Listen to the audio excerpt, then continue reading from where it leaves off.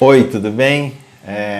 Eu não poderia deixar de fazer um vídeo hoje, que é 7 de setembro, e fazer alguns comentários que eu acredito que é importante. Então, você que está assistindo, você que acompanha o nosso canal, você que é inscrito, e você também que é meu aluno, minha aluna ou meu ex-alunos, os meus futuros alunos, então eu não poderia deixar de gravar hoje um vídeo aula ou uns comentários sobre o dia 7 de setembro.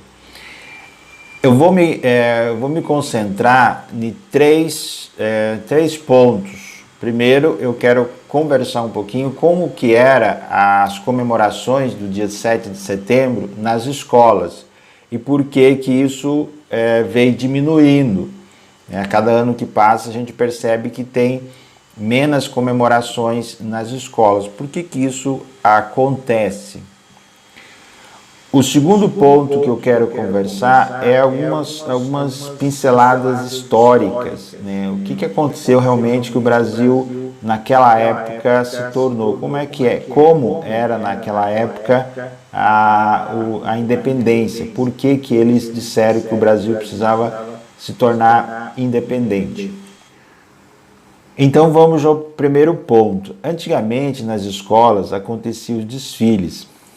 Na realidade era uma festa, né? Havia toda uma preparação na semana que antecedia a Semana da Pátria, a Semana da Independência, onde que a gente trabalharia, onde que os professores e toda a escola trabalhava o hino, cantava o hino, as crianças ficavam em fila, aquela organização, né? É estilo mesmo o regime militar. Existia uma disciplina chamada Moral e Cívica. Nessa disciplina, os conteúdos trabalhados na disciplina era questão de ordem, questão do Brasil, as cores da bandeira, como amar a pátria, cantar os hinos, enfim. Era algo assim que tentava preparar os alunos para um Brasil organizado. Um Brasil em que estava na mente das pessoas, mas que no seu dia a dia era algo bastante diferente. Eu posso falar isso com uma certa tranquilidade, com uma certa autoridade, porque eu sempre trabalhei em escolas de periferia. Então nós professores e toda a comunidade, os alunos, as famílias, nós professores e toda a comunidade, os pais, se organizavam para levar a criança ao desfile. E era uma festa, desfilava, aquela coisa bonita. Muitas crianças às vezes não tinham nem a camiseta da escola, mas ia para o desfile, a gente dava um jeito para que pudesse desfilar. O problema era que no final do desfile, cada um precisava voltar para sua casa. E aí a festa terminava, é claro. A realidade do Brasil independente, do Brasil com grande desigualdade social, ela voltava à tona.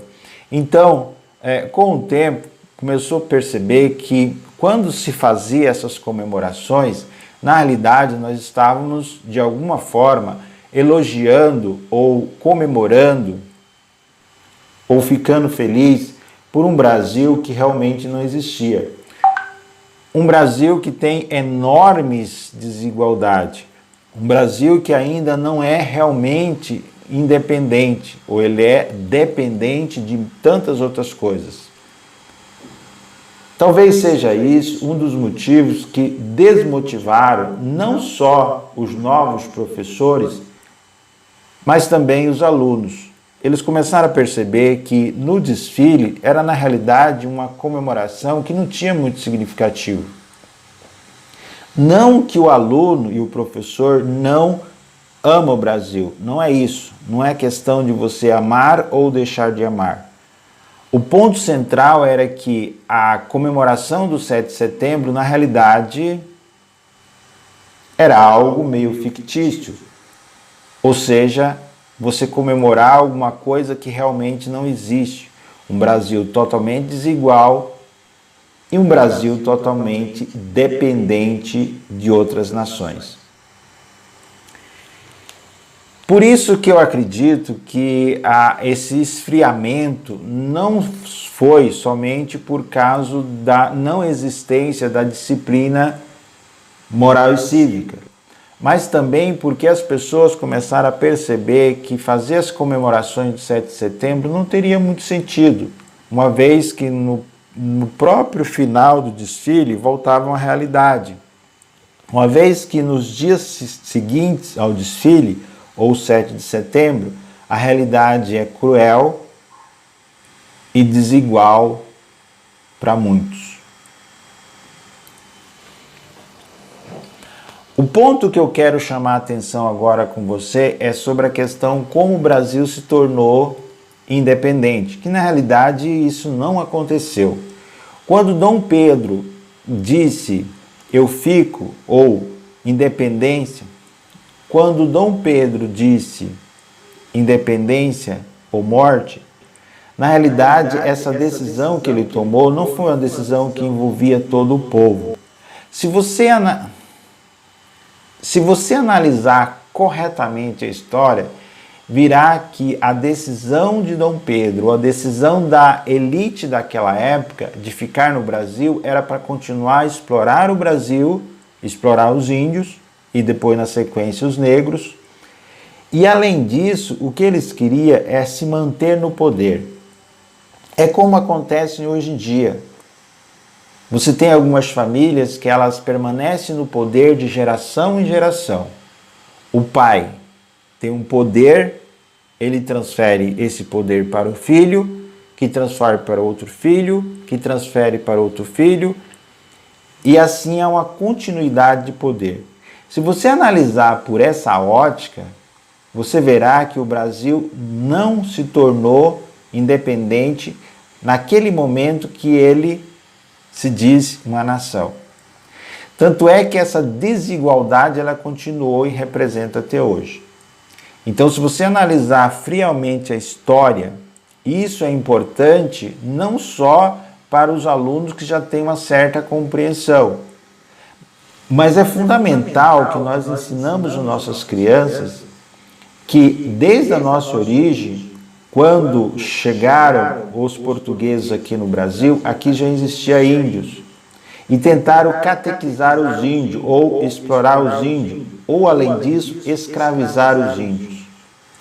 Essa ideia romântica que se tem do Brasil independente é uma ideia que precisa ser trabalhada. E quanto antes explicar isso para as crianças, melhor ela terá uma visão mais crítica da história. Eu fico muito chateado quando eu vejo vídeos de educação infantil onde que as pessoas colocam os índios felizes dentro de uma mata, perto de um rio, e que eles viviam felizes. E quando os portugueses chegaram, eles continuaram felizes? É preciso mostrar criticamente o início da história. Isso não vai traumatizar a criança, pelo contrário. Ela vai entender que a sua nação, a sua terra, o momento que ela vive e a sua história é construída de sangue de índios e de negros. Eu não estou querendo dizer aqui que tem que se criar um certo sentimento de negatividade com relação aos exploradores, os portugueses, porque naquela época a função deles era isso. Mas o que eu quero dizer é que uma educação transformadora, uma educação que realmente mude a vida das pessoas, é preciso começar desde cedo. É preciso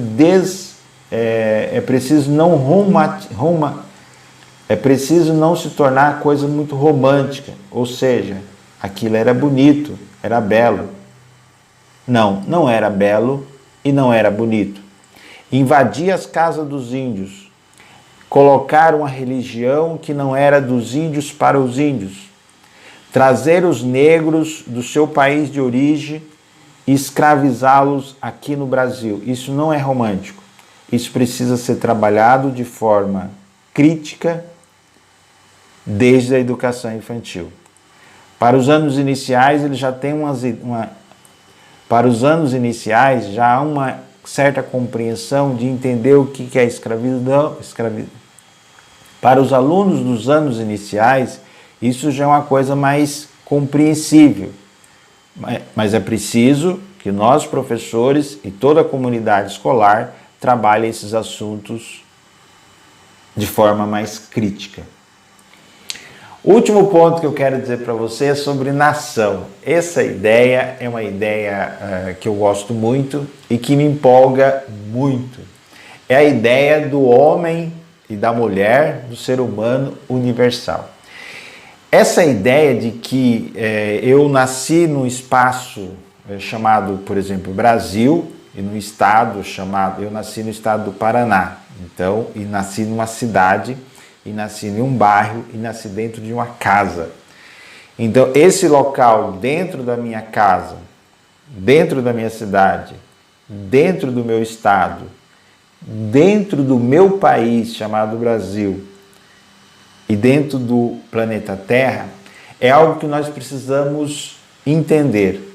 Entender o ser humano enquanto um ser planetário. Ainda nós somos planetário, né? Ou seja, nós nascemos no planeta.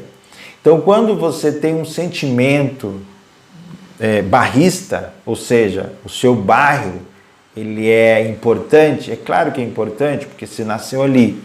Mas quando esse sentimento, ele toma conta das suas ações, do seu modo de ver, você acredita que o seu bairro é melhor, ou tem que ser defendido, porque o outro bairro, porque alguém mora no outro bairro, eu acredito que a sua ideia ela se torna uma ideia assim, muito pequena enquanto ser planetário.